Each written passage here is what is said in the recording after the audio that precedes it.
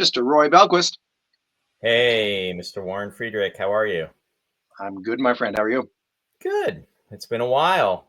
It's been a few weeks. Your recovery has gone amazingly well, so congratulations.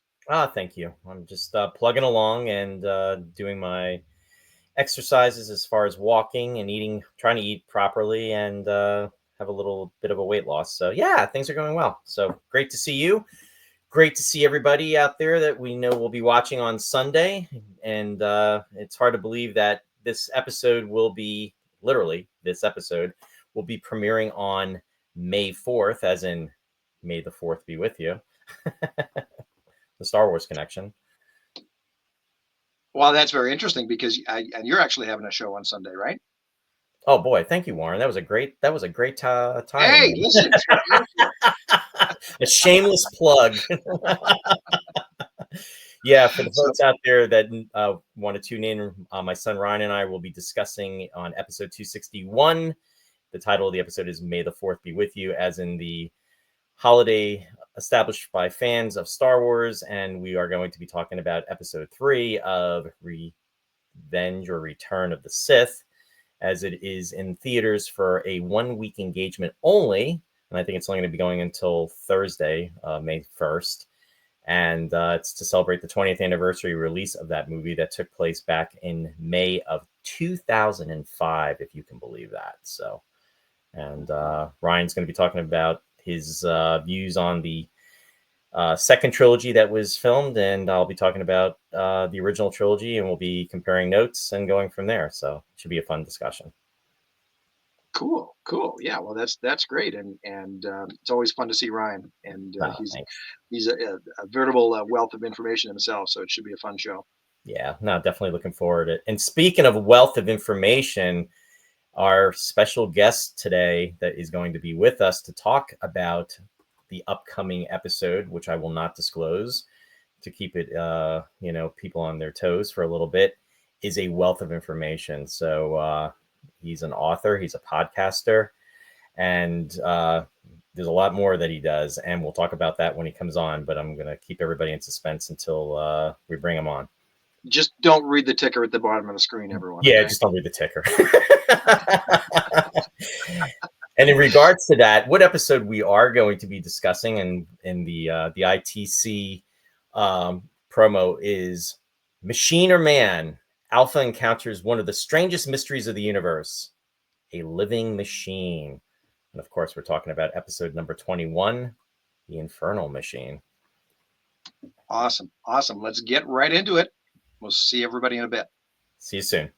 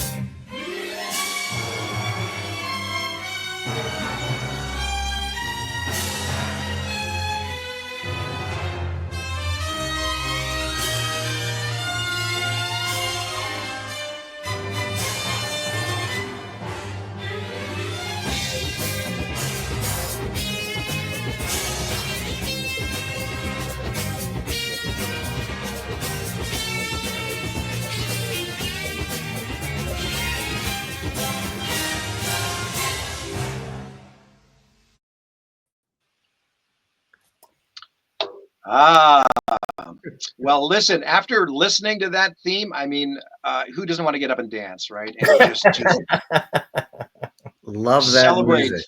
The 1970s. We were just talking about the 1970s, but that's lifted right out of 1975. Takes me right back to being 5 or 6 years old and being in front of the television, entranced by what I was going to see. And that opening montage was just like adrenaline every week. Like, what's happening? What's going on? It really brings you in. It just, I remember the first time seeing that, and I was 9 years old, and I was like, wow. I mean, it's just incredible. And especially when you see the eagle going down too, and it just like, boom, it just launches you right into the episode. And speaking of which, launching into the episode with us today is our very special guest, Mr. John Kenneth Muir. John, our friend, welcome. Thank you so much for having me on the show. It's a pleasure to be here. Oh, absolutely, John. And John, you're a writer, you're a director, you're a podcaster. You developed the first season of Abnormal Fixation. Definitely want to mention that, and we'll talk a little bit more about that later on. But you've directed and you've written. So you have 34 books to your credit, if I'm something like that. I've lost track. That's a terrible thing to say? And I have to say, when I first met you, John, you had at least the first book. That's right. And here it is. That's right. That was a long time ago in a galaxy far, far away. Called Los Angeles, right? Of Los Angeles, yeah, Los Angeles. 1999, literally. So that's 26 years ago almost. Oh, I thought I had my copy, but yeah, everybody had. That's one of the Powers books. Hey, The Forsaken. Yeah. So you obviously, you did several for Mateo and Powers as well, right? I loved doing those books. It was so much fun. I loved being able to play in that sandbox. Yeah. Mateo's coming out to Los Angeles. Did you have any plans yourself, John, in coming out? So I don't think I will be going, not because I don't want to, but my son is going away to college this fall. Okay. And I believe it's that weekend that it's like Parents' Weekend. So that'll be like the first time we see him after we drop him off in August. God, I might start weeping. I can't believe he's 18, right? And going off to school. So I don't know. I hope there would be some opportunity or something to like log in remotely or something. But no, I don't. Sadly, I would love to be there, but I don't think I'll have the opportunity this year because I know change in life. That's a very big important life change for you and the family. Congratulations to everybody. So thank you so much. He's going to App State. I don't know if I still have my App State socks on. It's here. Yeah, I do. I don't know if I get my leg up here, but we're doing all this App State swag. Well, importantly, we got the Space 1999 shirt going today, so that's yes. Yes, I've got that above an App State Plus. You are well represented, John. That's right. Geez, what's in between? Pure gold, baby. Oh my God. Oh boy. Well, and we're just getting started. This is the Infernal episode, folks. Oh no. Oh boy. Well, listen, Infernal Machine. I mean, John, we usually just have a really, really relaxed, laid back perspective and overview of things. Just right off the bat, do you have any thoughts or remembrances or recollections of watching it, first run when you were younger? You and I are the same age, you're 55, right? Right. That's right. Yeah. So, it's funny because it's not one of the ones that immediately sort of stuck in my memory. For me, as a little kid, the ones that really imprinted themselves on me were, obviously Dragon's Domain. Everyone's going to say that, right? Breakaway, War Games, and Force of Life. Force of Life. My parents were not home, and there was like a babysitter there, and like I watched it, and I got scared, because Zorf got charred, and then was walking around. And I was 5 or 6 years old. I was like, Mom, Dad, come on. This is terrifying. I loved it, though. I loved it. So I like the Infernal Machine a lot. I wouldn't say, like, when I jump to the thought of Space 1999, it's like one of the first ones I think of. But it was really well reviewed. Like, a lot of people, as you know, at the time, mainstream critics did not like Space 1999, but they raved about this episode and loved the Infernal Machine. So something about it clearly resonated with people who maybe weren't necessarily Space 1999 fans, as well as Space 1999 fans. Yeah, no, that's a good point, John. For me, going back personally, I remember seeing this episode for the first time, and we were living in Bergen County in Wallington, New Jersey, for the folks out there that know where that's at. And John is a native of New Jersey. Yes. And I used to like to play with my Legos when 1999 was on. I'd be like building my Eagles and, trying to, have the base, which basically looked like, these blocks. And then I have my model Eagle from MPC. But I was not a fan of this episode as a kid. To your point, you named all the ones that really stood out. I mean, Breakaway, War Games, Force of Life, Dragon's Domain, Guardian of Puri was the other one for me too. And it just was like, oh, because I remember getting through it and being like, there wasn't a lot of action. Right. And then when it was rerun, I was like, oh, this episode's on. And it was just like, not so much. But fast forward years later as an adult, and the appreciation is there personally for the characterization and the backstory. I mean, it's in regards to the Greek play, Greek tragedy with when it comes to names, John, I butcher names. So this so do I. Remember, Oedipus. Edipus. Thank you. So with that, but anyway, that just is a high level. Warren, when you first watched this episode, what were your thoughts about it, and how was your feelings? Yeah, well, listen, John, thank you right off the bat, because a lot of the people here and a lot of the guests we've had on have just happened to be like 5 or 6 years older than you and I, and I've had a hard time putting into words exactly how these episodes affected me at that age, right? Because when you're 10, it's like it has a completely different impact and resonance, and especially years later. So when I think of year one, the things that really stuck in my mind were the scary episodes, like you mentioned. Force of Life, Dragon's Domain, the end of Death's Other Dominion.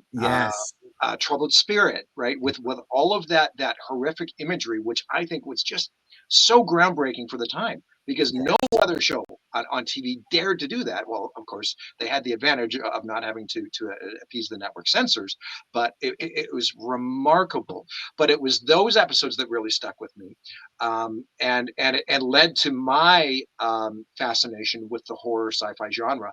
5 years later, when I was 10, then on my birthday, I saw the very first Alien movie for the very first time, and I was like, a lifer for the horror sci-fi blend. Has always been one of my favorites.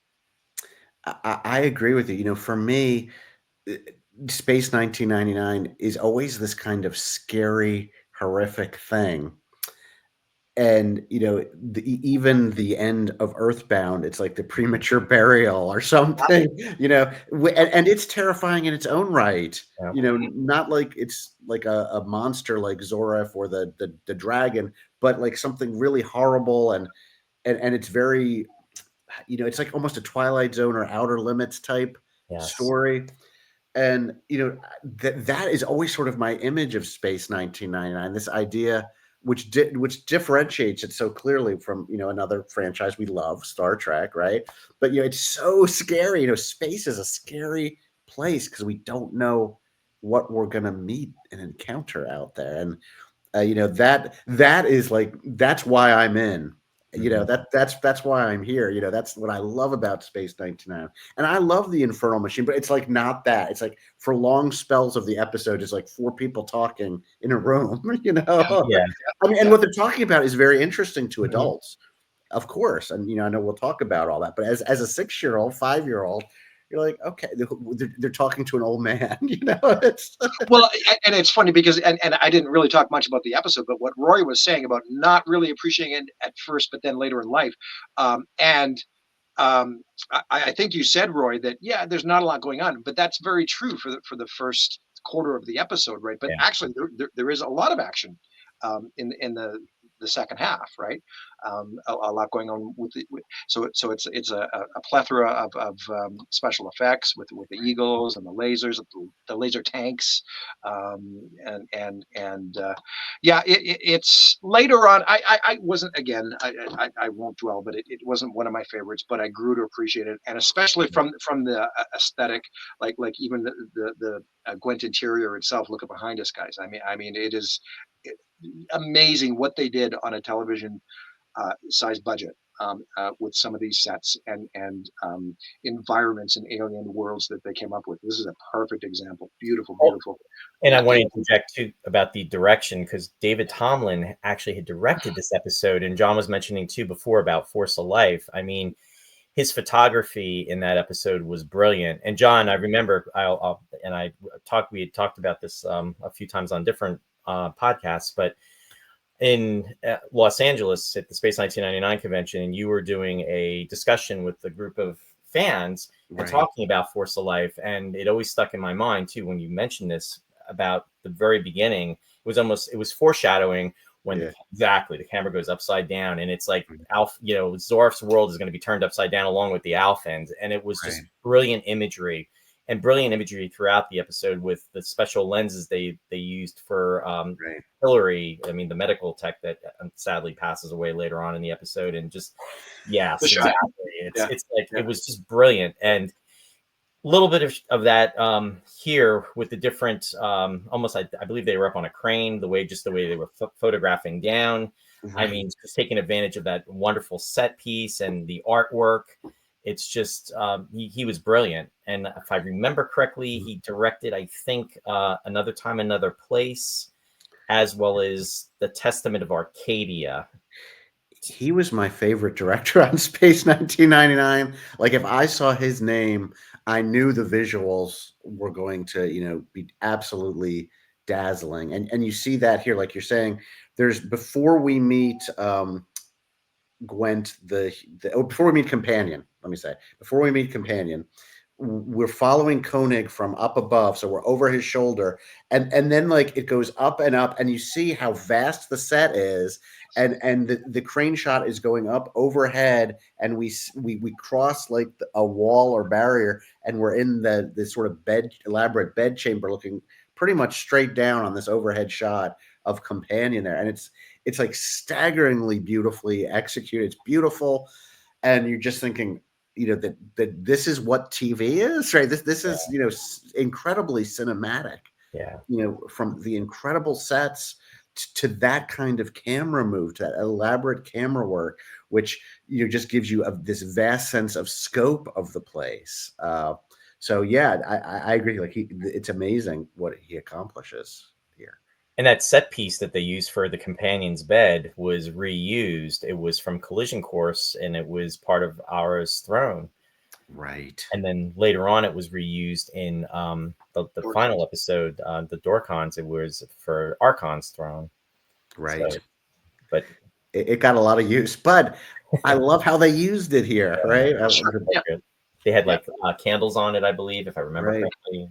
Just the way they it's almost like he was sleeping in the center of a like a flower or something. The because it's this kind of.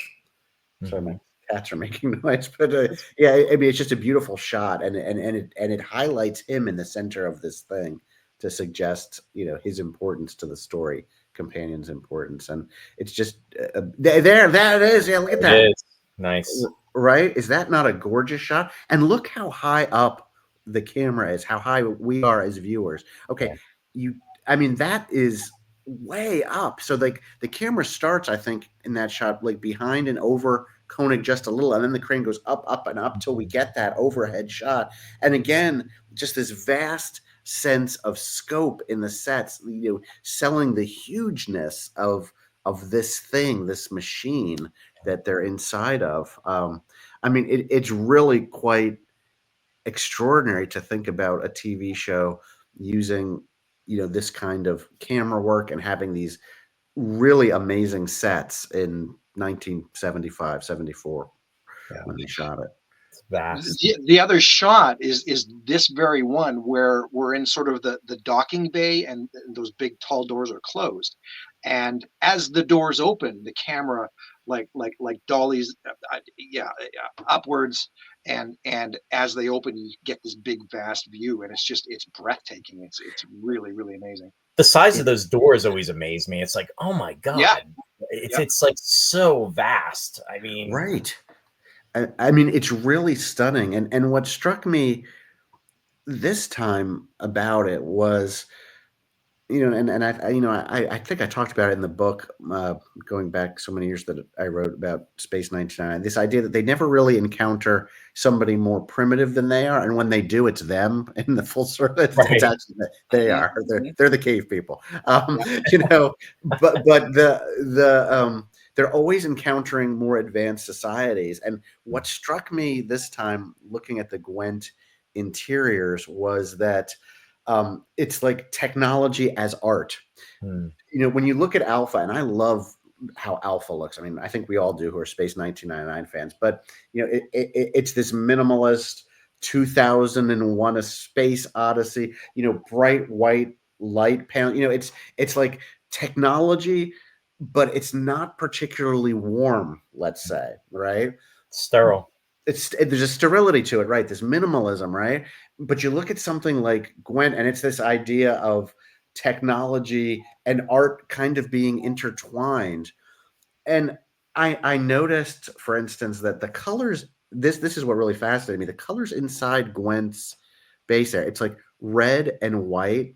And I was looking at some scenes, and I know the spacesuits are orange, but they read as very close to the red in Gwent's ship, and then there's the white, which is kind of like skin. And I thought there are times where the characters would cross into the red, like on that shot right there, and they would almost blend in. Hmm. And I thought, what are they saying?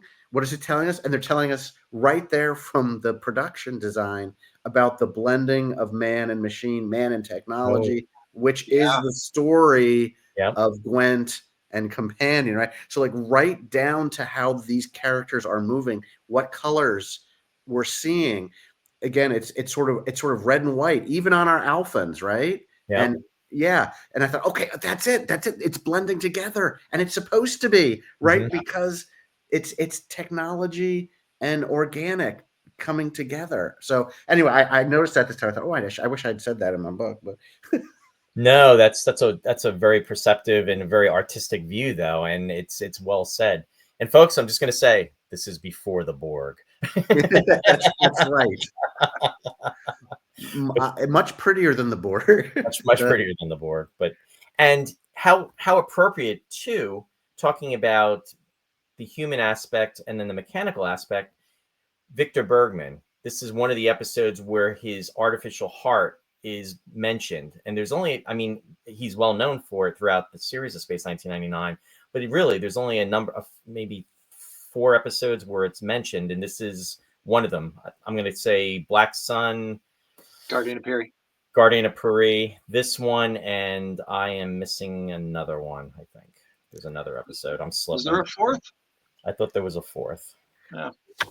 I know in But year interesting 2, point, Roy. Yeah, because mentioned it ties right into the Yeah. entire theme of the episode where he gets jolted and or no, I'm sorry. He gets buzzed, and then he gets jolted by Gwen to resurrect him. And Right. there's also, I found out, actually, I was incorrect. There is only 3 episodes. So these are the 3 episodes they actually mention it as far as within the series. But one of the scenes that was actually to be filmed was an extension, but they cut it due to time, to of course, to limit. And it always, I always hope that somewhere, someday, I was hoping with the 50th anniversary that down deep in the vaults of ITV, they were going to be open, and somebody was going to say, oh my God, we've got the Holy Grail. We've got the, extra footage from Space 1999, just like the Roddenberry archives or the Roddenberry Right. vault. And I kept hoping and, really crossing my fingers, but sadly, I don't think it's to be. But one of the scenes that was cut was when Victor is pretty much trying to plead to Gwent that he should be the one that stays behind, and even references the fact that he has an artificial heart, that he will outlive his companion, the other companions, which would be Commander Koenig and Dr. Russell, and also the fact that with his experiences and philosophical viewpoints, that he would be more of the ideal candidate to be the companion, but Better company. for company, which Gwent dismisses. So that was one of the 2 scenes that was cut. But I thought it was interesting because of, the reference again to his heart, and it's like man and machine, and it's kind of overlapping though. No, that's very interesting, right? So you don't see know that.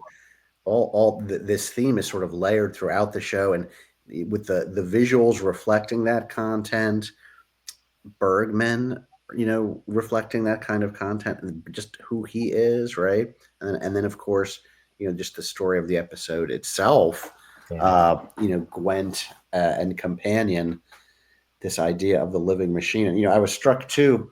There's a line where they say like, "This is Gwent." And I feel like there's a line in Star Trek: The Motion Picture, like they say like, "This is all V'ger" or something like that. And so just the idea of the living machine, and I love Star Trek: The Motion Picture, but the idea of the living machine, which was so important to Star Trek: The Motion Picture, was actually something that Space 1999 devoted a whole episode to 4 years earlier, and I think there's some interesting kind of commonalities there. Talking about what does it mean to be human? What does it mean to be alive? What are the things that connect us? I wrote down something of this. None of us exists except in relation to one another. Is that something that Victor said in this episode, right? And I think, wow, it's interesting because they're even applying that to machines. And then you think today about AI, and AI is learning, right? Yeah. And you think, oh, wow, this is one of those things like where Space 1999 was so far ahead of its time that like now, like we're seeing things we didn't see 10 years, 15 years ago. And like, oh, right. And it's interesting that you're mentioning AI, John, because it seems like there isn't a day that goes by where AI does not come up in conversation, at least just once. Right. And we're seeing it more and more. And I remember maybe about 18 months ago, I was just hearing about it, and it, it had been in development and it had been starting to circulate, but now it's so common, and it's integrating itself into so many different businesses and organizations and programs, and it makes me wonder where we will be, not I would say like 10 years from now, but like 5 years from now, because it's just so rapidly developing. Right. And as you said, it's being integrated into everything. And we know the way that AI learns, it's by getting input from us, right? It's reading we put all our books into it. It looks at us, it takes its cues from us. There was a X-Files episode some years back on the revival where they were talking about an event on Twitter that occurred where like they let an AI loose on Twitter, and the AI bot was trying to learn from us, but they had to like shut it off because it learned to swear and be racist. Yeah, I saw that. Yeah. Wow. Yeah. Right. And you think, oh my gosh, it's taking its cues from us. And if you think about Gwent's story here and companion, you think about how did Gwent develop, where Gwent came, it's his voice, right? It's Companion's voice. Him. Right? It would have been like literally input by Companion, right? Right. His right. essence, right? Yeah. So I think that really makes it interesting.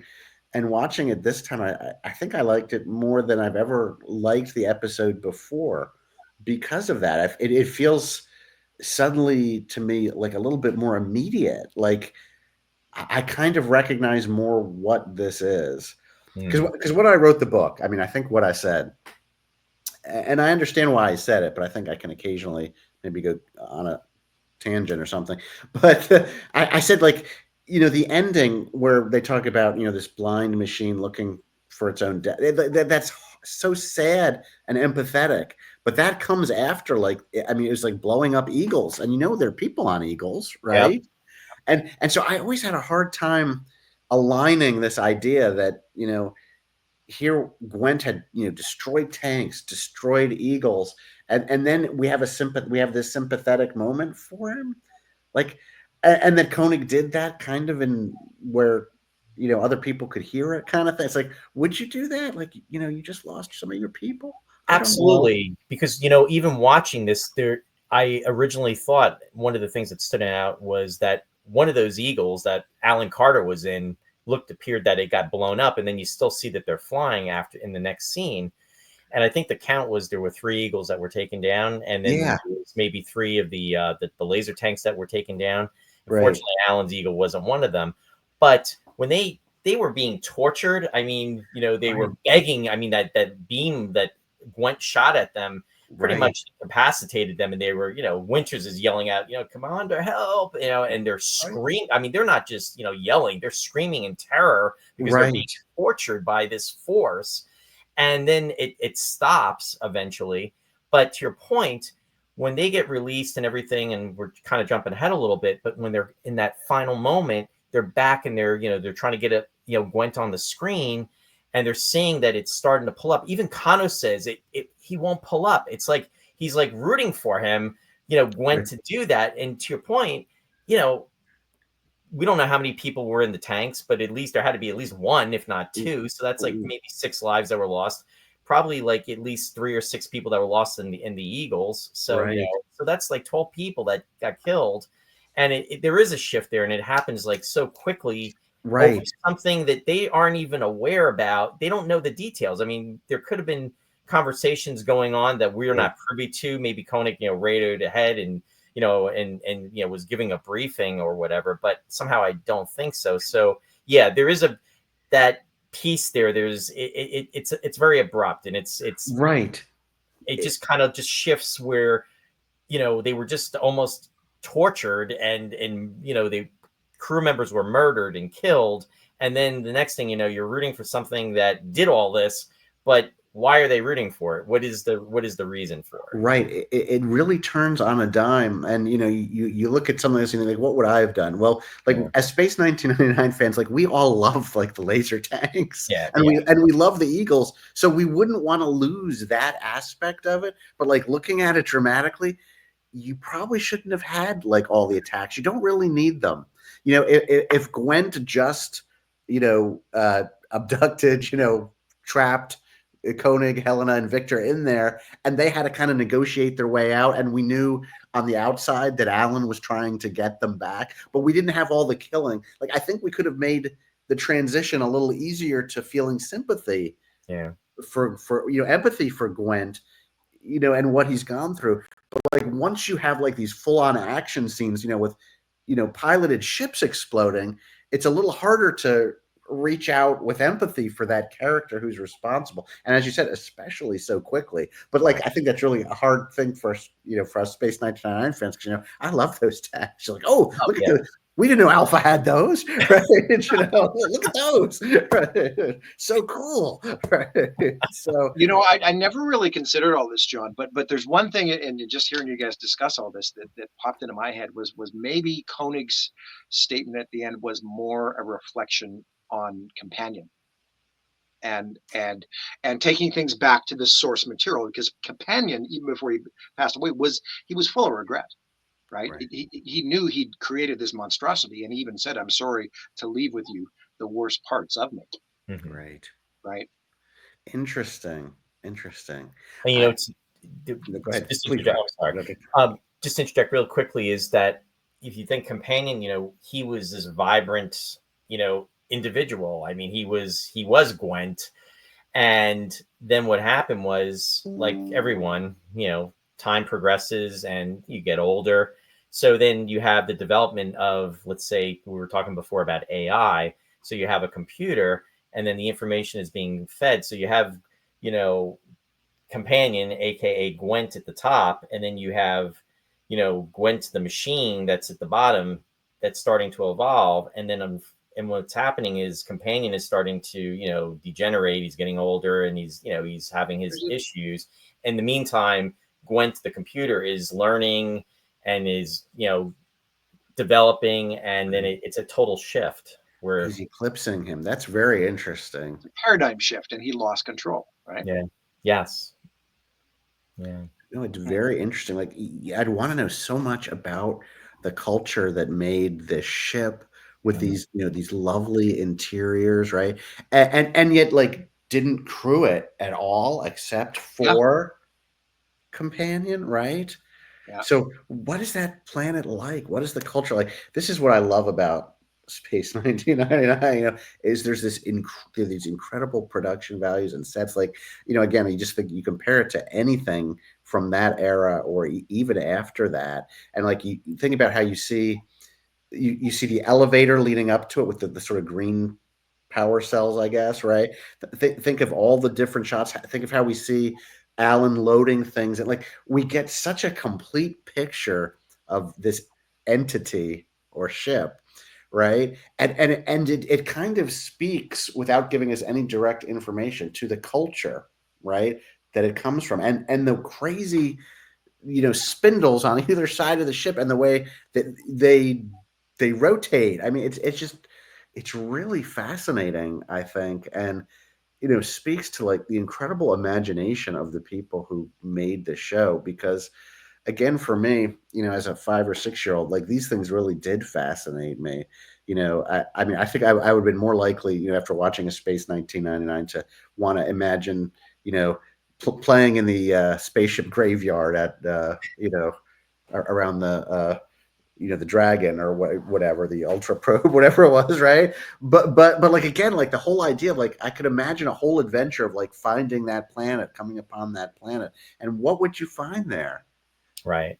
Did, Especially with did something like with Gwent itself having so much artistry and the way everything was developed and this the science being superior. So that's just a sample. So what would the society be like? How would they function? Right.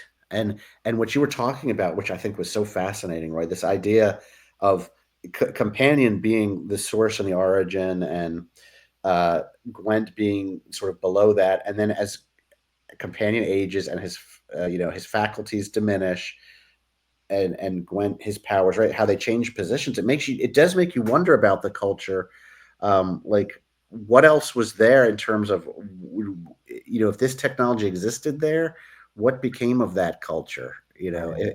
If AI ascended, what would they find there? It's Well, it's not Skynet, but it's no, but you know what? And it's funny you say that, because I'm going to throw one other ripple or layer to the equation here, fellas. It's never really stated in the episode, although this is a recurring theme in a couple of other 1999 episodes. Mhm. But what if, and because Gwent was such I mean, just a horrible entity and monstrosity of a creation. What if Companion and Gwent were actually exiled? That's a possibility. And that was kind of his punishment for creating this thing, is that they sent him off into space together.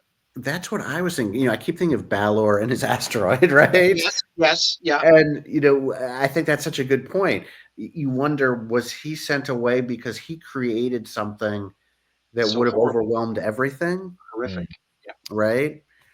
So it is really this Frankenstein story in a sense, and it's really about the creator and its child, but they really do change places, Well, right? and you know what? There's Gwent's dialogue where he goes, "I'm what's his name, Roy? Come on, Delmar Powis Plebis Gwent, Right. a person of considerable importance on my planet." Right? Yeah. And you could take something like that to mean just that yeah, they were turned away. Maybe, who Well, knows? I want to tie in that too, because you before Warren, you were talking about the last line, and John was talking about it as well. A lonely blind creature looking for its death. There is a lot of we were talking about Oedipus. Oedipus. Oedipus. Right. Yeah. So I actually was not familiar with it, but I went back and read about the story of Oedipus, and essentially he is almost exiled because what happens is it's lore that he's going to essentially kill his father, and then eventually will kill his be responsible for his mother's death, if I'm remembering it correctly.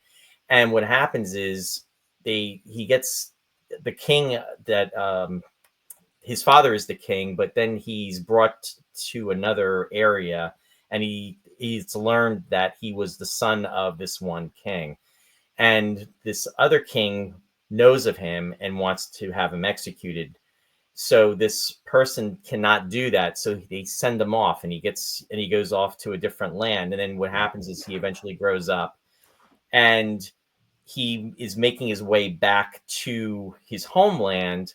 But in so doing, I guess he fights different warriors, and the warriors are killed, and then he makes it back to where he originated from. And then what happens is it's learned that he was the son, or actually before he's learned that he was the son, he actually defeats the king of that area, and then becomes wed with the queen. He And then marries his mother. he marries his mother, exactly.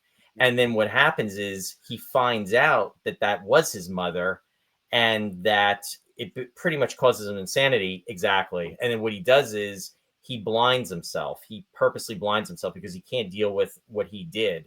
Right. And then what happens is, I think he's in like exile, and he's like a tortured soul. So I think in terms of all of that, I really feel that it's Gwent, that the AI, the machine that Koenig is referring to, just because of the Greek mythology creature. Yeah. Interesting. So that's the connection that I came up with for that. Yeah. That is really a fascinating reading of it, Roy. That is so. What led you to the Edipus reading? Did you see something that said that it was an Oedipus story, or did you just make that connection? Okay. Yeah. So then what happened was I wasn't too familiar about it, but then that's when I did the back reading of Edipus, and then reading that and uncovering it, it was like, okay, so there's all these layers and everything. So interesting. Yeah. No, that's fascinating. And I mean, we could just go on a huge tangent here, because I do think, that story, the Frankenstein story, in some ways is not far from that. Yeah. Right. So yeah, like it all kind of comes into play, I think, here. But you're right that it ties directly into Koenig's last line, the Oedipus story. Yeah. So what I like to do, you think so? And again, it ties into Warren's idea, so that maybe Gwent and companion were sent away, right? And maybe there's I don't know if shame is the right word, or guilt about whatever made them have to leave, right? Whatever made them have to be exiled and go, right? Because companion seems like a soft soul, like there is regret about, we don't know what it is exactly, right? But really the one in the end that's really doing a total turnaround in regards to the personality is Gwent the machine. I mean, it's really feeling solemn about what it's done, and pretty much taking its own life, because why couldn't it pull up? I mean, it had the energy. Koenig, gave the fuel, in the sense he didn't give it all of the fuel, but he did give it enough where it was able to to do the life support systems, and then it was able to eventually take off. So it definitely has that tie-in there was some last minute humanity there, right? Yeah. And that's really interesting, because again, if you look at antecedents for companion and Gwent, and you think about it, there's always some, I don't say, almost facile thing about the machine, the dangerous machines, like in Star Trek, or maybe even HAL in 2001, where it's always like they can't make that final step and make a human choice, right? Because they're machines. So we're going to make them calculate pi for eternity, so that they can't, we're going to get it into some kind of loop where it's contradicted itself, and it's going to explode because it can't deal with the contradiction, or this android, if it experiences love, will die. That there's always that sort of thing. It's like this belief that it can't actually be human. But what we know now is that AI is becoming more and more human-like, and developing something that is very close, if not consciousness. I mean, there was a headline just yesterday, as we were talking about, saying like should AI that develops consciousness have human rights? So it's interesting that Space 1999 in 1975 doesn't kind of do that sci-fi cop-out, like we can beat Gwent by asking it to program pi, or the final calculation. Instead, Gwent does ultimately do a very human thing. I mean, it's a tragic thing. He takes his own life, but could there be anything sort of more human than that? I mean, that's not like a machine decision, right? And it's not driven to that by trickery or rhetoric.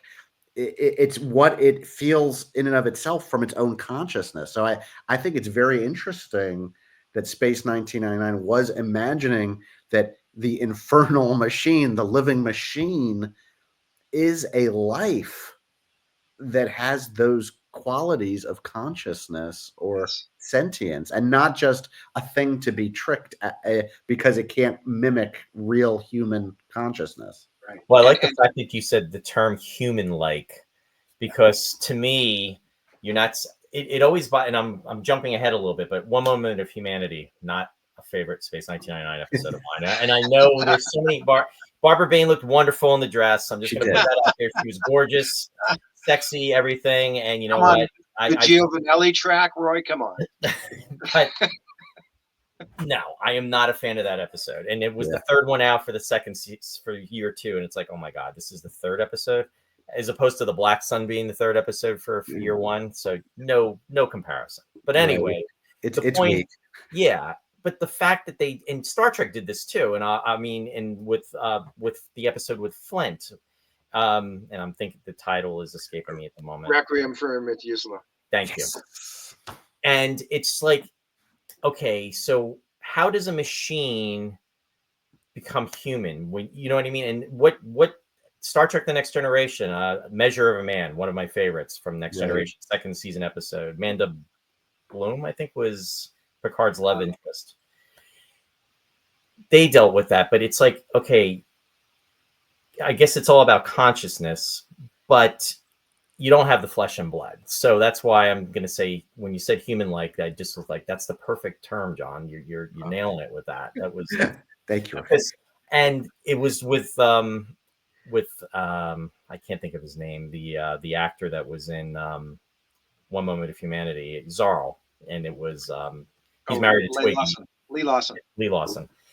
Yeah. Koenig saying, take that next step, become human. And it's like, and then as soon as he does, then it's like, exactly. and it also happened in Requiem for Methuselah, Right. Roy, what original series episode was I watching last week? Maybe Gwent and Landru from Return of the Archons were right?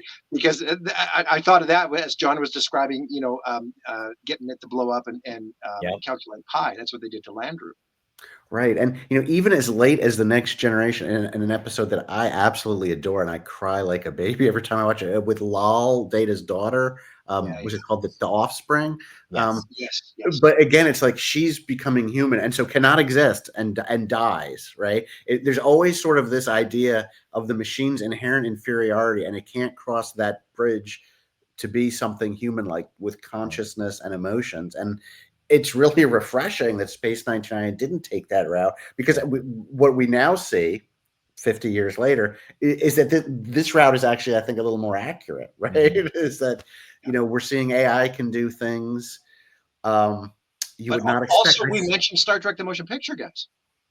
Right. It's exactly the same themes and concepts with V'ger and the V'ger probe and feelings and emotions and with that was like an evolution. I mean, that's at least where it was changing. It was morphing. It was becoming something else. It was going to the next level. It didn't necessarily die and just like shut down, but it went to the next, something that was beyond our comprehension, supposedly, especially, the merging of a human with the machine. I mean, that's another thing that was very, But no, The Offspring of TNG, amazing episode. I think that was the first one that Patrick Stewart directed. Yeah, and that was a third season episode, and I agree with you, John. I get teary-eyed when I watch Oh that man, because it's that's like, she says she'll feel for both, her. oh I know. It's just like, it's excellent writing, and It is. It's just a beautiful episode. But like I'm gonna tell like a weird story now. But so on Facebook today, this is talking about AI, and I think this goes back to Gwen. Somebody asked AI, like, are there any gay characters in Woody Allen movies, and who are they?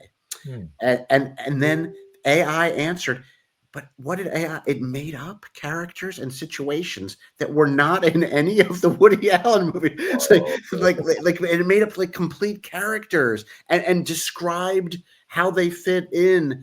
I mean, it was a fascinating post because I look at this like this was like this would be like if you asked me to describe something and I didn't really know, but I just decided to BS you for 5 minutes Right. about it.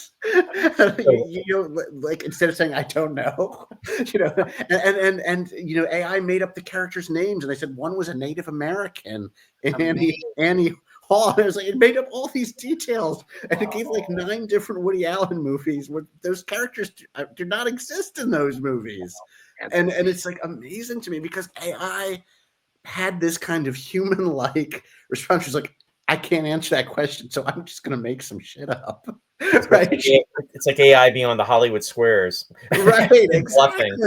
But it has to have some sense, Wow. it feels like, of consciousness or something human-like that would be the answer it makes, right? So again, I was just stunned. And again, thinking about AI and Gwent, that it's able to, like you said, V'ger, it's clearly an evolution. It needs that human element to evolve and become that thing. But Gwen already possesses those things, right? And I think that's really interesting. And it's not that they trick him into destroying himself. It's that he comes to that conclusion on his own, which I think is what makes the ending so interesting. Especially when they're leaving. I mean, and it's photographed, and again, talking about David Tomlin, Koenig is in the background and it's all dark, and you see like the silhouette of him, and then it gets all dark in the room, and then you hear Gwen and he says, "Goodbye, dear friends." And it's like he's saying that, and it's like he's saying goodbye, but he's really saying goodbye, meaning It's like, more companion speaking at that point. yeah. It's fascinating. Yeah, And because here's the thing, how do we know? Like if you feed everything, oh gosh, it's like a Black Mirror episode or something. If you input all of me, my consciousness or whatever, my knowledge, whatever, into the machine, is the machine mimicking it? Is it echoing it?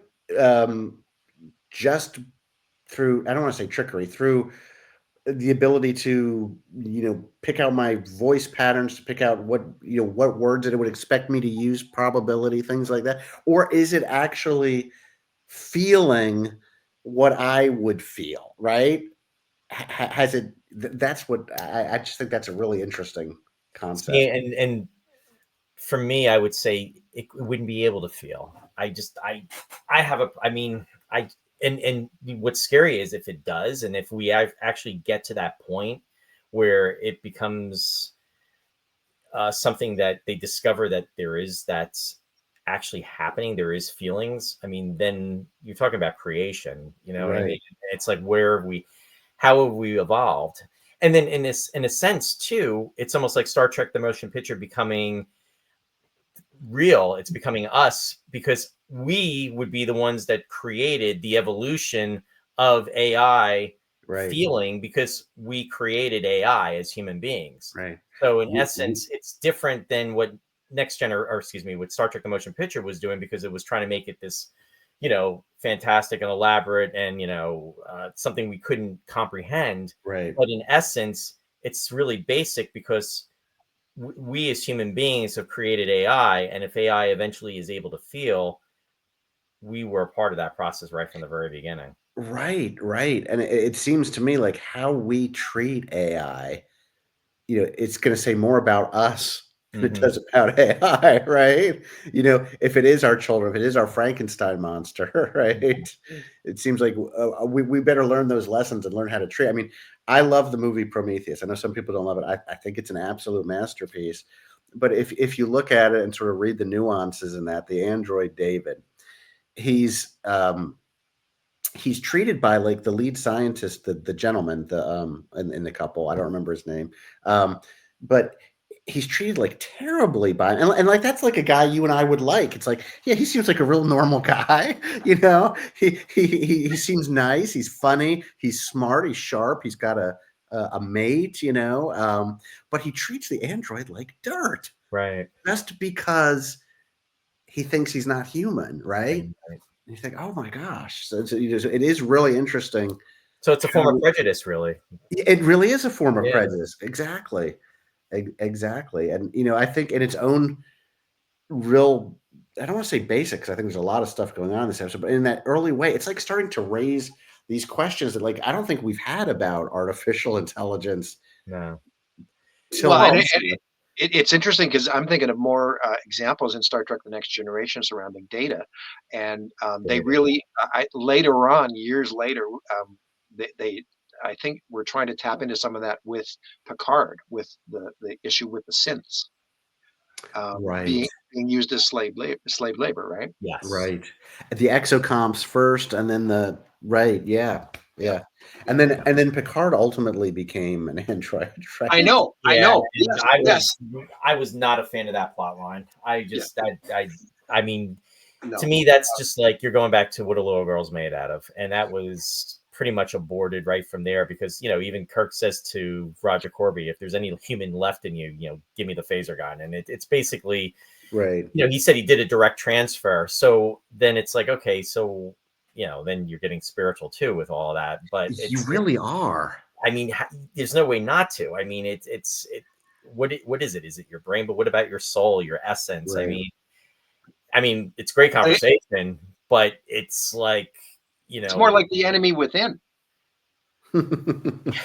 Yeah, in a strange sort of way. It's what makes us human, right? And Gwent had all the bad elements and aspects, and was pure evil, say, right? Yeah. Whereas Companion was this very sort of weak and frail. Well, he was elderly, but more of a compassionate soul, and there was something lost along the way, like we've been saying, right? Control, and it was where does AI go bad, which leads to, like John mentioned earlier, the Terminator. That's really what it's all about, because I think we lose control at the moment that consciousness is achieved, and the instinct kicks in to try and preserve itself and protect itself. Right. Well, and that's clearly Gwent's whole point. You know, I need help. Like, you can all argue later, but help me now because I need help. Right. My need for the supplies is stronger than your fear, even stronger than your need to have fear. Exactly. Yeah. Right. And I mean, and the visuals, which I think are really interesting. I mean, it's literally our alpha heroes, like, sort of feeding Gwent those, you know, those. Yeah. You know, too big mouth, big maw. Yeah. Right. I always thought that was really cool. I thought so too, but I thought, like, that's such a fascinating image, and it's so just filled with, you know, different possibilities. So it's like human beings feeding a machine, to live, to continue living, and the machine directing it, right? So we are talking about self-preservation, but something happens with Gwent beyond that, where he has that moment of recognition, and it's guilt and shame, and it's beyond just like, I need to live. It's the opposite. It's like, oh, my continued existence isn't as important. This needs to end, right? Well, I think it's Companion passing away. I can understand that. Yeah, could have been it's losing Companion. So again, you mentioned the enemy within, which again is about a split personality, where there are certain qualities here and certain qualities here. So you're saying, Warren, the idea being that Companion, in balance with Gwent, you know, it's like you had good and bad there, but they balanced each other. And if you lose Companion, Yeah. couldn't live without each other at the same time. That's a good point. Yeah. Right. That's very interesting. So you lose companion, you lose those human qualities, and Gwent, it's just the darkness, as you're saying. But it's not, because Gwent doesn't pursue that. He could say, the heck with you all. You know, I'm taking everything. I don't care if you live or die. I'm going to the next port of call. I'm taking everything. All your life support, and I'm going, and I'm going to live forever. But it doesn't make that choice. He doesn't do that. I think that Companion's death grounds him and makes him makes it open its eyes to life is precious, life is fleeting, and we talked about the right at the end, the veering up of the spacecraft, right? Could have again, it was based in a sense of humanity, right, and doing the right thing, Right. in saving the Alphans and veering up at the last minute. Again, I'm just going to say, at 5 or 6 years old, I couldn't have imagined it. No. It was about. I did not understand any of that. Wow. Pew, pew. Look at the cool laser tanks. Right. Those things were awesome. They are awesome. No, exactly. It's like, why is this not one of the most popular episodes? Well, I think that explains right there. Like, when we see it when we're young, it's like, it's like for long spells of the episode, it is literally 3 or 4 people in a big room just talking. But of course, as we get older, we're like, we love that, because what they're talking about is so important. As Roy said, there's a spiritual aspect to it. There's this human aspect to it. There's the cracked mirror holding up something we created, which is a reflection of us, but an imperfect reflection. And maybe that does explain why Koenig can have those lines of sympathy at the end, because maybe Companion saw the worst part of himself in there, and maybe Koenig is able to see that kind of cracked imperfect reflection, that it's still us. It's a funhouse distortion of us, but it's still at its essence us. And I think there are a lot of moments in Space 1999 where it's not pedantic, like, we're going to teach you this lesson this week, but what they encounter from these advanced civilizations is something the Alphans take with them on their journey of discovery, so that they don't make the same mistake. Obviously, Alan says in Mission of the Darians, would you have chosen differently? And Koenig doesn't answer him, right? But it's that same kind of moment where Koenig has some sort of awareness of something, right? And closes an episode with some kind of philosophical comment that hints or suggests his awareness. Again, in Full Circle, he talks about, have we changed at all in 40,000 years, right? Are we the same animal? And so maybe here he is thinking about his own sort of imperfect reflection, that, and that's actually what they witnessed. I don't know. Interesting too that you referenced the Full Circle and that other episode. Well, in this episode, because he says in Full Circle, he says, "I'll let you know in 40,000 years," and then in Mission of Darien, he says, "Remind me to tell you Remind me to sometime." tell you sometime. It's kind of like parallel. You're right. He's really good at not telling you. I'm going to answer you, but not the answer that's a direct answer.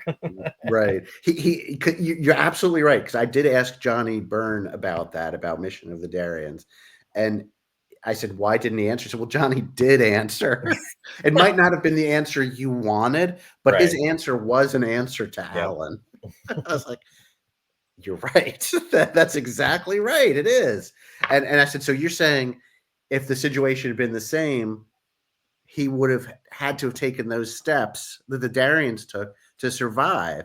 And Johnny Byrne said, yes, if the same thing had happened, he would have had no choice but to do those things if they wanted to live. Right. And ultimately people want to live. So it's like, wow, you're right. It wasn't that he wasn't answering. He answered. It's all these deep philosophical things, guys, that Roy and I have talked week after week about this, John. It is, and that's why we're still discussing this darn show 50 years later. Absolutely. And more in depth as we get older. It's fascinating to me that we can still see and sit and chat and discover new and different ideas about episodes we've seen hundreds of times. Well, that's just it. There's more. I mean, there's an appreciation. You're uncovering different things. Like, for example, one of the things that I caught was, and this is going to be centered around the props. If you're watching Koenig at different points when he's, contacting Alpha, he has one type of comlock that he's holding, which is less detailed. And then later on, he's got more of a hero type. It's not the working comlock, but it's one that's, has the red stripe and the white stripe. Well, there's sometimes the white stripe is on top and then the red is on the bottom, and it inverts. And you'll also see that little decal to the left of that's on there. On the faceplate. So it's little trinkets like that. It's really cool to watch. Also, when Martin Landau's comlock went up for auction, on how he has the picture of himself on there, to designate whose comlock it is. The image of the comlock that was on, or the image that was on that comlock, was of him from this episode, because you can see that he is wearing a spacesuit, but it doesn't have the ring, but it actually has the it almost looks like they have like a black sweater underneath. It's right, or something, and it's actually that picture that's on that, which is from this episode, designated from this. So I thought that was interesting. So I'm trying to, when I'm watching the other episodes after this episode, to see if I can kind of catch the comlock, try to get a close up. But it's little things like that. And then we were talking about the tanks, which were built by Martin Bauer, who did a lot of model work for the show, and they were in scale with the 44-inch Eagles. So no, and I have to imagine that I know there was a pretty good explosion for Gwent at the end, but the Alphans would have had to scavenge some of that, right? Yeah. Good point. You'd think that they would have that operation. I mean, again, it's just crazy to think about. It's it creates enough of a universe that you fill the gap, and it was Nicholas Mayer, I think, when he was talking, I don't remember what he was talking about. It was maybe an interview for Star Trek 6, and he said his definition of art was that, you don't paint it all, you paint 9/10 of it, and then you leave the gap, and people kind of fill in that last tenth with themselves and how they see it, right? And that's exactly what Year One did so well. What's that? That's exactly what Year One does so well. Yes. It leaves you that sense of not having all the answers and thinking, storytelling wise, just a little bit out the box, and just so divergent to every other TV show that was on at the time, like structurally and storytelling wise, thematically, just and that's why we're here now, gentlemen. 50 years later, I swear it's remarkable. It is. It really is remarkable. I mean, to have those 24 episodes in that style and vein is amazing. And I mean, it doesn't look like any other show in television history. It doesn't move like any other show. I was just noting again, watching the exquisite camera work after Winters called Koenig back to main mission, and then Helena, everybody was there. There's a little time jump, and we started maybe to the right over at Sandra's desk, and then the camera came up and did this tracking across Paul's desk, where you saw all of the main characters, and it was just this fluid motion up and across them, just this incredible economical filmmaking. We saw everything we needed to see. We saw it in one shot, not a lot of unnecessary cuts. I mean, there was no cut. You just kind of moved and got what you needed to see, and then we're on to something else. It's just beautifully done. Every time I watch it, it just strikes me again how beautifully made it is. And I've always wondered why the people who don't like it, what don't you like about it? Because it looks good, and the stories have all these possibilities. And the only thing I can think is that they think it doesn't tell you enough, and so it's confusing. I don't feel that way. I think that's probably there's that old saying everybody's either you're a hedgehog or you're a fox or a hedgehog. It's you either get Space 1999 and you fill in that 9/10, that 10 part with yourself, or you look at it and you just don't get it, and you can't fill in that spot. Do you know what I'm saying? Oh, definitely. And I think part of the other issue was that Star Trek, I mean, the original series, it's nice to just say Star Trek. Star Trek folks were so Star Trek was on every syndicated network at the time, so it was whether it be Monday through Friday, if it was on the weekends. So what was happening is there was the comparison. It wasn't Star Trek. You know what? You're absolutely right. It Right. was not Star It Trek, and was that's okay. It didn't have to. Right. We didn't want it to be Star Trek. It's its better own- that way that it's not Star Trek. Yeah. Yeah. But unfortunately, like Buck Rogers, which I had an appreciation for the first season of Buck Rogers. I really Yeah. enjoyed it. Me too. The second season, it was like a bad example of year 2 of Space 1999, because Space 1999 with year 2, unfortunately, and we're going to be devoting a whole show to that, when we start talking about season 2. It's just that it went in a different direction, and it's a shame that it did, because it lost Space 1999 lost its individuality. It lost Right. what made it special. And the fact that, like you and Warren were saying, you didn't have to, explain the stories. Again, Force of Life, I don't understand. We're in Right. space. There's so many things we don't understand. Helena's saying, Yes. to Zarf's wife. It's like, that's okay, though. We can fill in the blanks as the viewer. And, we Right. see that entity going through space. We don't know what it was. We don't know why it went after Zarf, why it came down, did what it did, and then was on its way. Does it make sense? Maybe, maybe not, but that's okay. It doesn't have to. It's up to you. And regardless of how many ego pilots they lost throughout season 1, guys, I would take a philosophical comment at the end of the episode over sitting around having a good chuckle and a swig of Tony's beer any day of the week. Absolutely. And one of the other things that Johnny said to me, because we talked about Force of Life, he said, John, what should I have done? He said, should the alien have announced, I'm here to fill up and then I'll be on my way? But oddly, and listen, I love Star Trek, so I'm not picking on it, but Oh, absolutely. it would create a story around that concept. A humanoid alien would show up. I mean, they do it very artfully. It would talk to them and say, I need this, and and then this is what I'm here to do. And in fact, they did that. They did Force of Life in that exact way in the 3rd season of The Next Generation. I can't remember what the episode was titled, but like there was an alien who was amnesiac and became close with Dr. Crusher. It was like near the end of the 3rd season. And then it turned out like they were evolving and like that sphere came out of them. Oh, yeah, for sure. It was Force of Life, but as a Star Trek episode, right?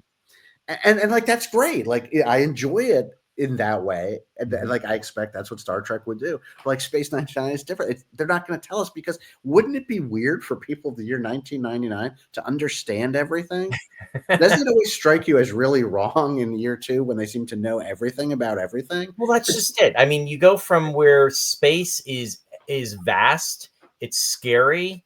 We don't have a stake or a claim in it, and it's like, what, we're here and we're out of control, and we're trying to survive. To where, what, okay, coming across the planet, maybe we'll land there. Yeah, okay. Well, you know what? We'll go on to the next planet. You know what I mean? It's like what the heck just happened? It's like, and don't get me wrong, there are year 2 episodes I love.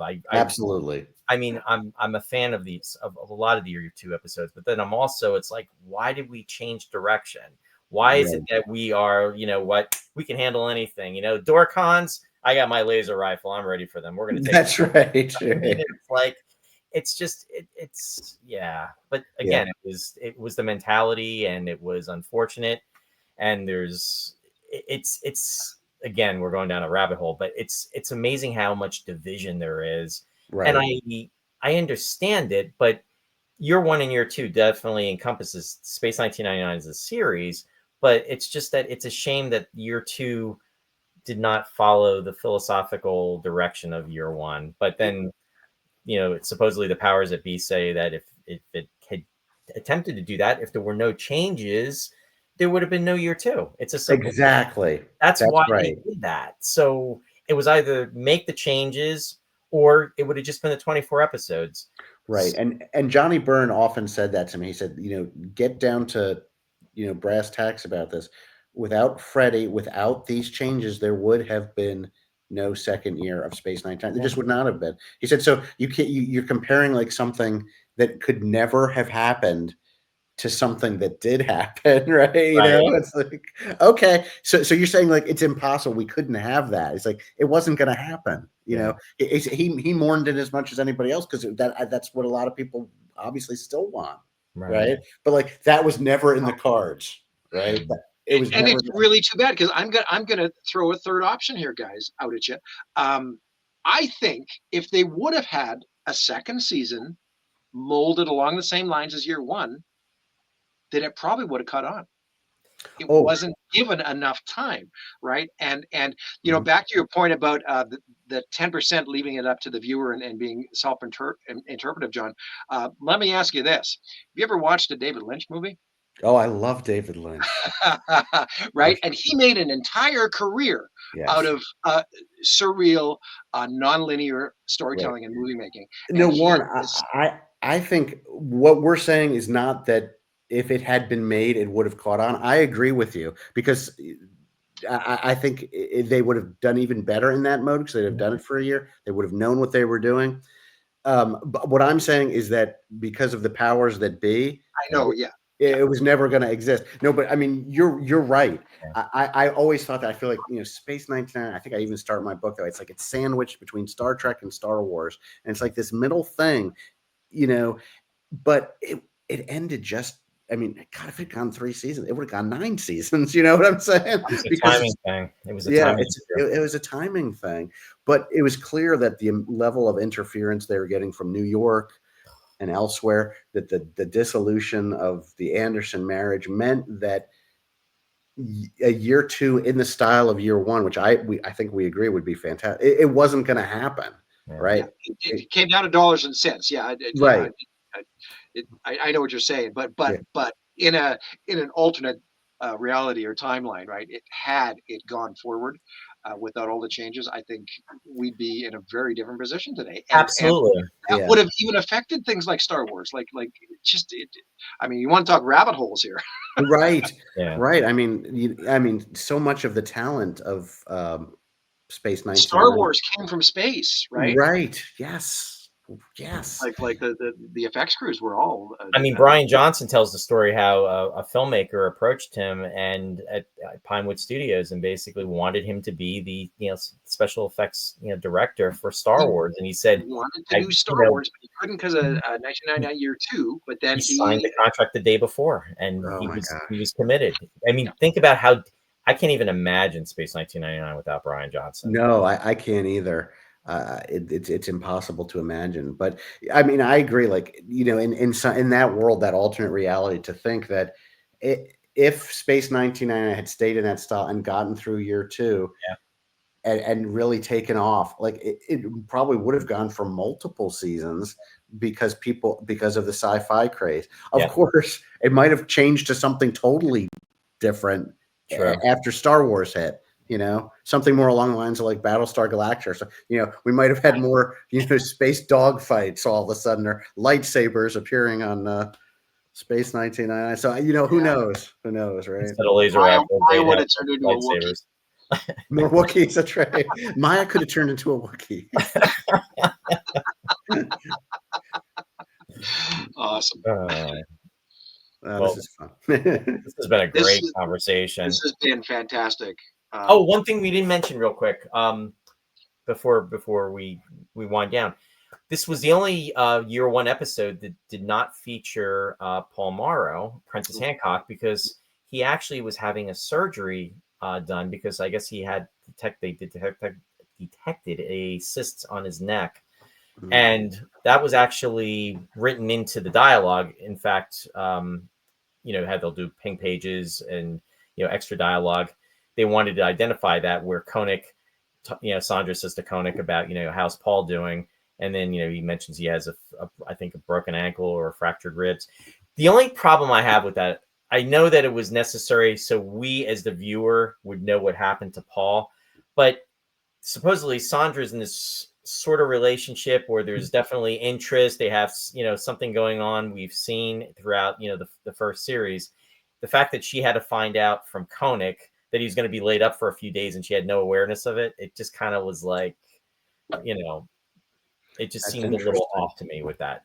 But that's, again, you could say that it's syndicated, but however, I don't think Infernal Machine would have been at the beginning of the syndicated list. It would have been more later on, at least the way I remember it. So Right. this kind of, I know it was done for a reason and it was appropriate, but it's just that it just seemed a little cold to me just because of that.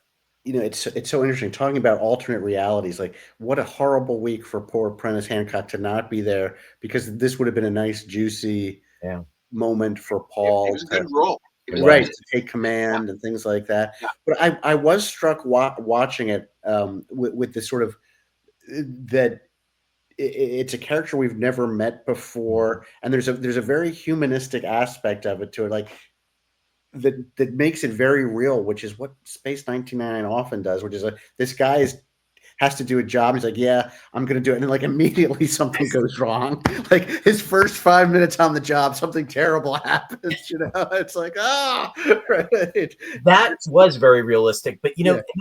I'm glad you brought that up, John, because that always bothered me too, because it's like Koenig's response to him is, winners, this better be more than important. It's like, well, you're out in space and it's like you don't know where you are, and he's getting in contact with you. Just put him in command, and really this better be important. I get the angle they were going again with that, but again, it just kind of rubbed me the wrong way that Koenig said that. Like he was like, it's like, you're bothering me, kid, and it's like, Right. really, It's a little strange, like when you put it in that completely logical setting. You're like you're 100% right, but it strikes me as this thing that it's like always with Space 1999, which again differentiates it from Star Trek, is that the characters are not larger than life, and Koenig at his essence is like an administrator. Yeah. He's like running this installation, and there are reports he has to do, and he's tired, and he's often very moody. It's like there's something very realistic about the way Helena Russell is portrayed, the way Koenig is. It's very like work a day, like we're out here in space, but you still better do that report, and don't bother me because my shift is over. It's like you're right. There's an inherent strangeness to it, but the characters, at least at this point, in year 2, I think they become a little bit maybe more larger, a little larger than life. But here it's like it's clear they're trying to make them like real workaday characters, and we start with this like setting that we all recognize. It's like somebody's out sick today. You're gonna have to take their shift. Yeah. Don't worry, nothing's going to happen. And the boss leaves, and immediately something happens. You're right, and it's very realistic in that sense. Right. So it's like looking at from I'll make the comparison in Star Trek. It's almost like it's something you wouldn't do if in the military, but this isn't military. They're scientists. Right. So to be fair, and when Koenig is heading to his quarters, I mean, he's kind of he's kind of going slow. And I was looking at the end of the day for anybody, and he's probably had a stressful day. Paul Morrow got taken out, a good friend of his.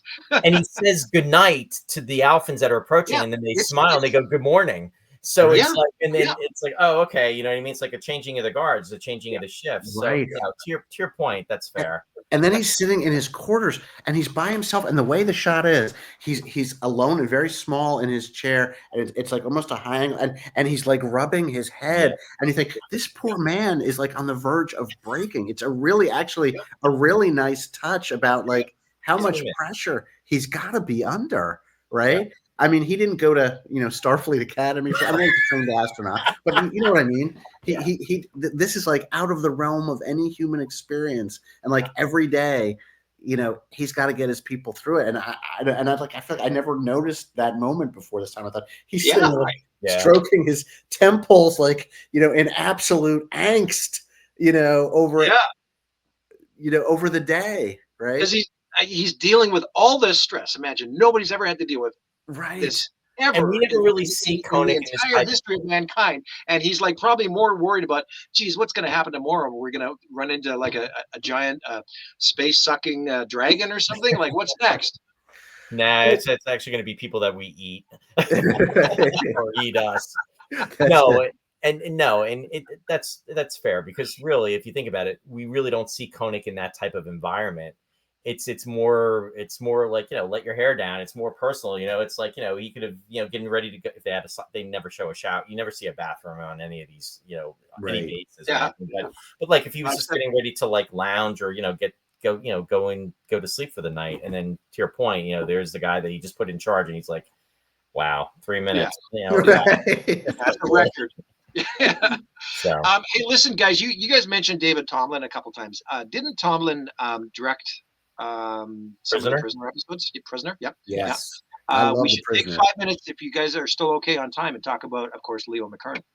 Yeah, Oh gosh, right.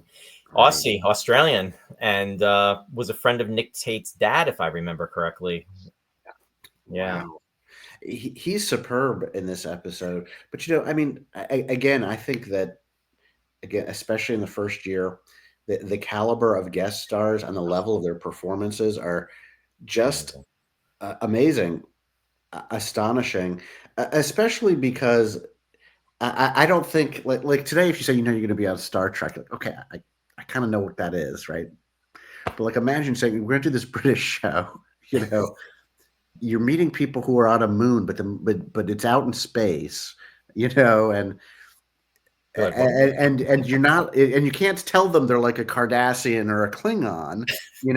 There's none of those things to hold on to. Okay, so I know what a Ferengi is, right? I know as an actor, I know what a Klingon is. But what is companion, right? Or what is Ara, or any of those things? What's a Poseidon? What does that mean? There's no background for that, and I mean, I think he's very good and very human because he's essentially doing two performances here. He's doing Gwent and Companion, and they sometimes talk to each other, and you always know exactly who's talking and what each one is feeling in that moment. Yes. Mm-hmm. very well said. Yeah, and Brilliant. for an actor, I mean, because you don't see him, you hear him only as Gwent, and his commanding voice and just his enunciation and just his tone, it's all relevant of his character. Whereas Companion's more, soft. He's older. He's not as vibrant, and he's dying, and that's conveyed as well too. And he does a very exceptional job with that. I agree, and I really like the physicality of his performance as Companion. The weak, the weak. It sounds bad to say the weakness of it, but that he's able to project that sort of human weakness with age, right? That he's somebody who is not doing well, right? And you don't have to have him tell you that, although he does. You get it from how he moves and how he holds himself and things like that. Well, and even the way Tomlin visually framed Leo McKern right towards the end there, where you can sort of see him on half the screen and sort of in reflection, and he's sort of suddenly all in sort of a bluish hue as well, right? Which is very different aesthetically from the other colors like we talked about. And I think it's sort of meant to symbolize that, yeah, he's in his last moments, right? And then of course there's the beautiful special effects, the space funeral. And again, it made me think about other space funerals. It made me think of The Black Hole, and it made me think of Alien. Two movies in 1979 where we saw bodies ejected into space. I was trying to think, was there a time we saw this before Space 1999 did it, with a body cast off into the great beyond? I don't know. I don't think they didn't in Star Trek. The only thing they did in Star Trek, and they didn't show it, was Balance of Terror, when he says put the body of the Centaurian and into the debris. Right. Decius, or was that his name or someone? Yeah. Yes. Okay. Yeah, that's right. They put to make it look like there was the debris. Yes. That's right. That's the only other time I can think. I mean, we don't see it, but it's just it's referenced. But like the idea of a funeral in space, Yeah. right? That being the final resting place, but not as a tactic, more as a like ritual, right? Yeah. I know definitely it was in The Black Hole because the humanoid robots were doing it, right? There's one other sci-fi example I can think of. Okay. I know, and it's beautifully done, and it brings a tear to my eye just thinking about it, because they actually play over in the background. They play what's the trumpet reveille, like ba ba ba ba, like the military taps. No, taps. I'm sorry, yeah, boom, gone, taps. Babylon 5 did it with taps playing behind it, and it was several bodies being shot out all at once, and it is beautiful. Yeah. But again, much later. That would have been Oh, of course. 93. Yeah. Right. Yeah. Yeah. So Star Trek II: The Wrath of Khan with right, the Well, torpedo, Star Trek 2, of course. Yeah. Amazing Grace, right? Yeah. Yeah. With Amazing Grace. Yeah. 82.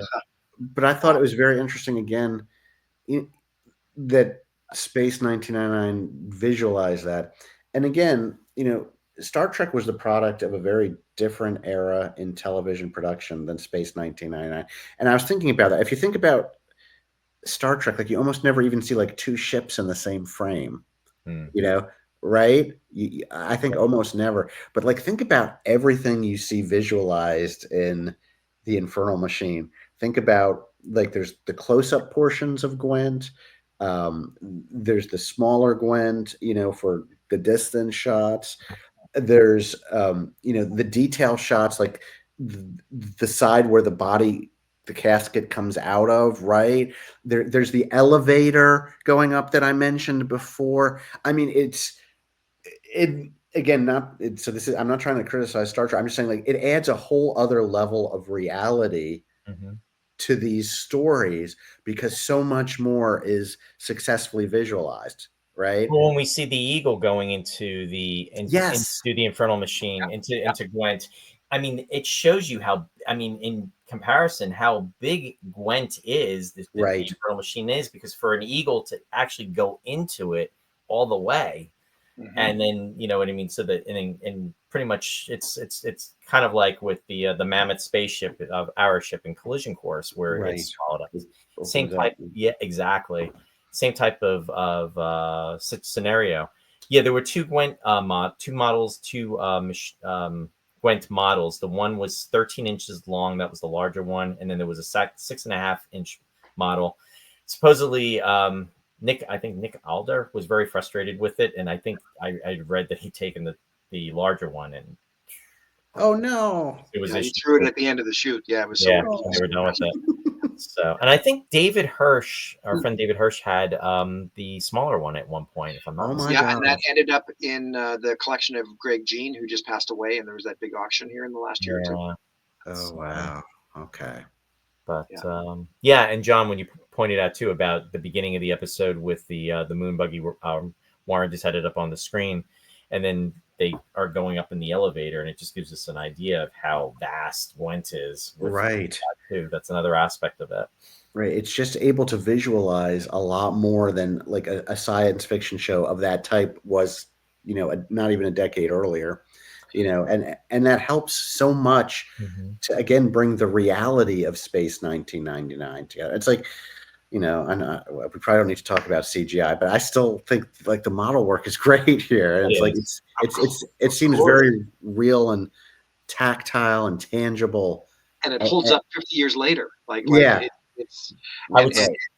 You're absolutely right. The fact that it was only 7 to 10 years before this, that when we were watching Star Trek, I mean, we rejoiced after watching it for 3 seasons to finally get an episode like the Doomsday Machine, where you saw 2 ships in one shot.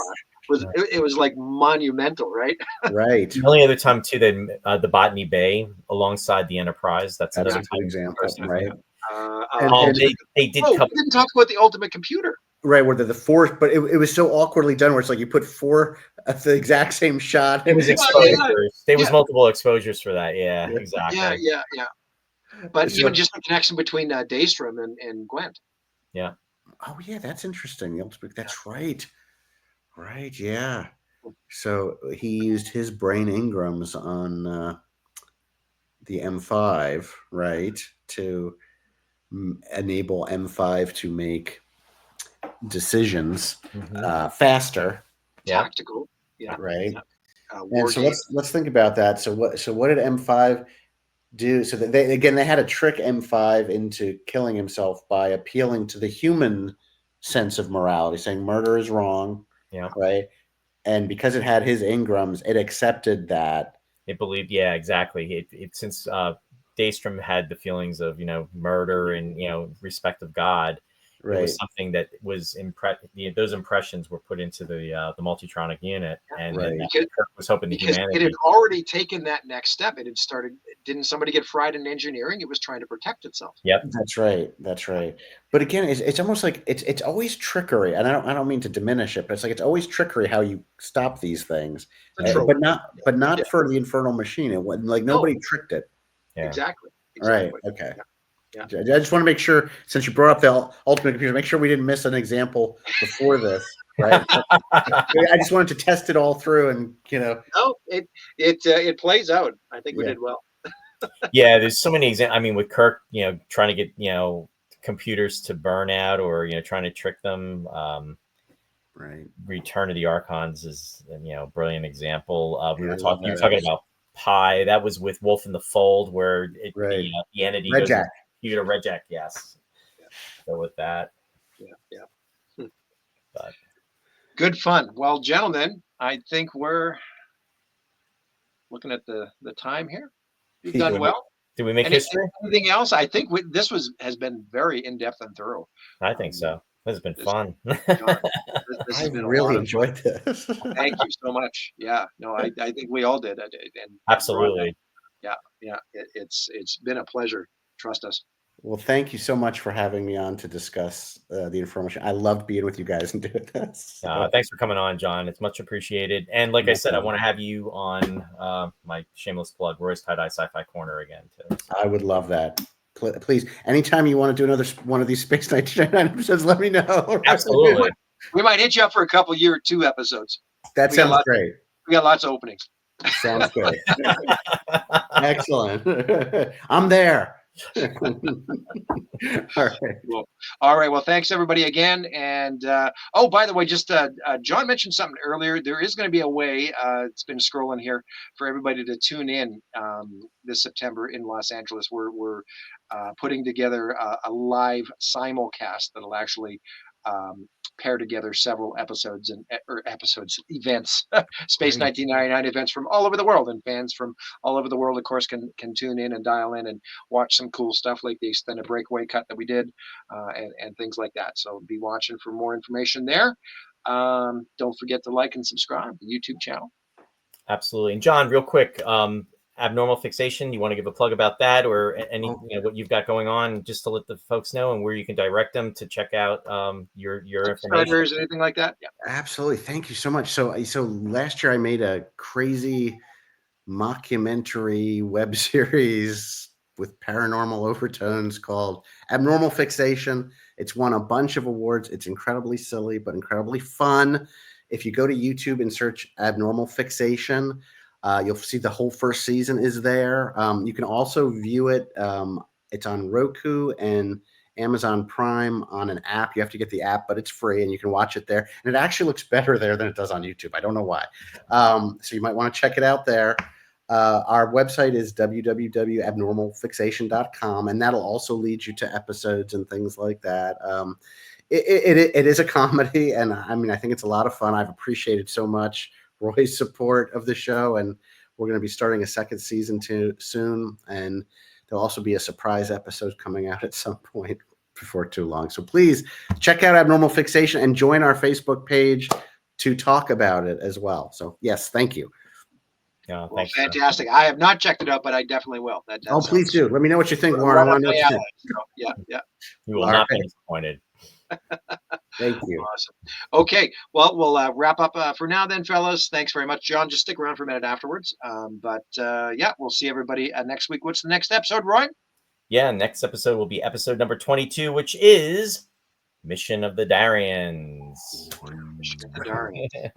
With Joan Collins. Some fun stories surrounding that episode, too, we'll get into. Yep. All right. Thanks, everybody. Take care, everybody. Rest of the Sunday afternoon here. May the 4th be with you. Yeah, exactly. May the 4th be with you. Yeah, you bet. Bye-bye.